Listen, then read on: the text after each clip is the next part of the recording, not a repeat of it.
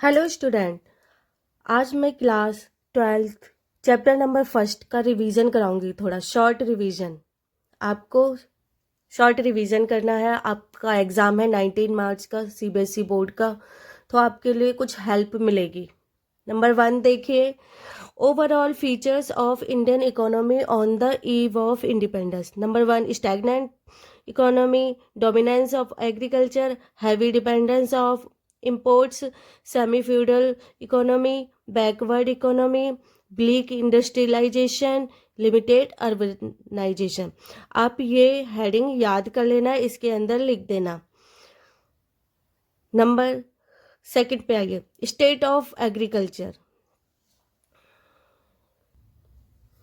अब नेक्स्ट देखिए, state of agriculture. Indian agriculture under the British rule showed these characteristics. Number 1, low production and productivity, exploitative land settlement system, forced commercialization of agriculture, lack of investment in the agriculture infrastructure, gulf between owners of the soil, zamindars and tillers of the soil, small and fragmented holdings, subsistence outlook।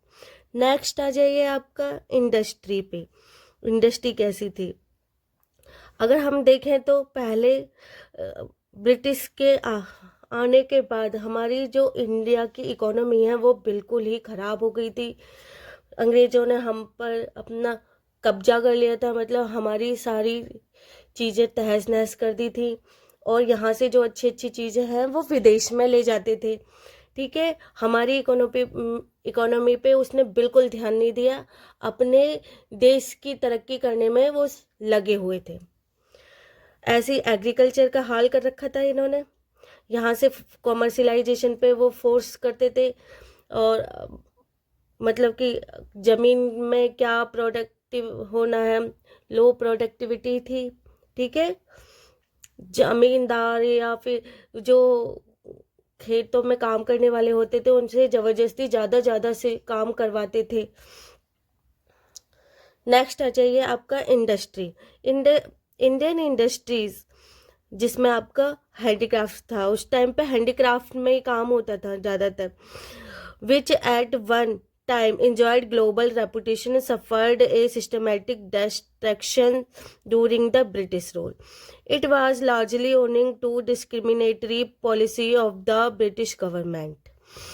While cheaper industrial goods were allowed tariff-free access to the Indian markets, handicraft products from India were subjected to heavy export duty. अब विदेशों ने क्या किया? ब्रिटिशरों ने, उन्होंने यहाँ की चीज़ें विदेश ले गए, और विदेश से जो चीज़ें आती थी वो यहाँ बेच रहे थे। यहाँ की चीज वहाँ से जो चीज़ें आ रही थी उनको टैरिफ फ्री कर रखा था।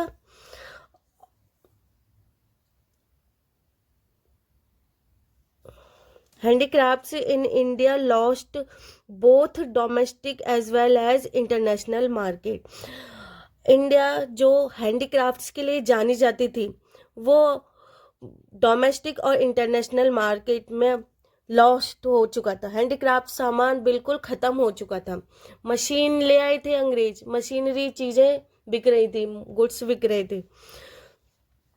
नेक्स्ट है आपका growth of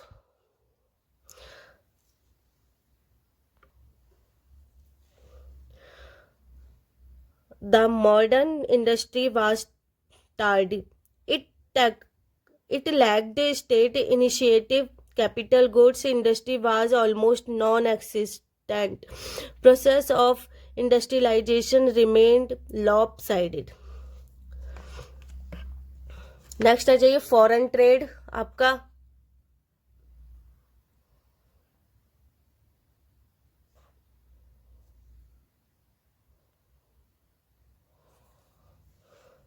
Foreign trade of India took a hit in two ways. Composition of trade showed a shift from the export of finished goods to the export of raw material, and from the import of gold and silver bullion to the import of finished industrial products, largely from Britain। and यहाँ पे जो यहाँ से raw material को export किया जाता था, फिर वहाँ से विदेशों से, यूरोप से जो फिर रॉ मटेरियल से जो सामान बनता था उसे फिर यहाँ बेचते थे इंडिया में लाके हैवी रेट पे, हाई रेट पे। यहाँ से बहुत ज़्यादा गोल्ड और सिल्वर का माल भी क्या होता था, एक्सपोर्ट इंपोर्ट होता था। It was monopolised by the British government ending multinational export from India. यहाँ से बहुत सारी चीज़ें एक्सपोर्ट हुई थी इंडिया से, अच्छी अच्छी चीज़ें विदेशी ले गए।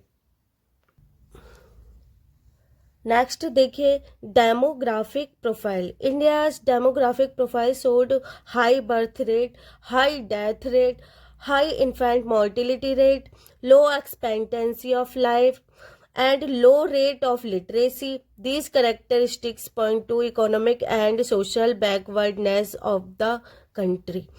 मतलब इसमें था कि इंडिया की जो डेमोग्राफिक प्रोफाइल थी वो हाई बर्थ रेट दिखाती थी, हाई डेथ रेट दिखाती थी, हाई इन्फेंट मोर्टिलिटी रेट दिखाती थी, लो लाइफ एक्सपेक्टेंसी ऑफ लाइफ यानी कि लोग जल्दी मर जाते थे, उन बीमारियां लग जाती थी, और लिटरेसी रेट भी काफ़ी लो था। तो ये जो फीचर्स हैं, करेक्टरिस्टिक्स हैं, ये इंडिया की सोशली और इकोनॉमिक दोनों बैकवर्डनेस को शो करते हैं। नेक्स्ट आ जाइए occupational structure. Nearly 72% of working population was engaged in primary sector. Industry offered employment merely about 10% of working population. This is yet another pointer to economic and social backwardness of India.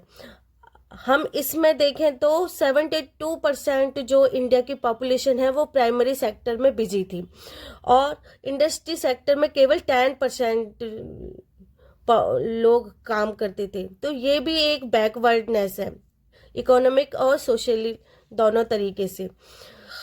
मतलब कि अगर है ना industry ज़्यादा खुलेंगी, ज़्यादा work मिलेगा लोगों को, तो उससे ज़्यादा ग्रोथ होगी। अब आ जाइए नेक्स्ट है आपका infrastructure. Economic as well as socially continue to be high deficient. There was a modest change, but only to facilitate colonial exploitation of the Indian economy. अगर हम इस इंफ्रास्ट्रक्चर में सोशली और इकोनॉमिकली दोनों में हाई डेफिशिएंसी थी, और जो वो अंग्रेज थे उन्होंने पूरा इंडियन इकोनॉमी को एक्सप्लॉइट कर दिया था, तहस नहस कर दिया था। अब देखिए इतना अंग्रेजों ने हमारे देश में रह के कितने हमारे देश को बिल्कुल ही जीरो पे ला दिया, बर्बाद कर दिया था, लेकिन उन्होंने कुछ ऐसे काम किए थे जिसका हमारे देश पे पॉजिटिव इफेक्ट पड़ा था। अब देखिए वो काम क्या है, देखिए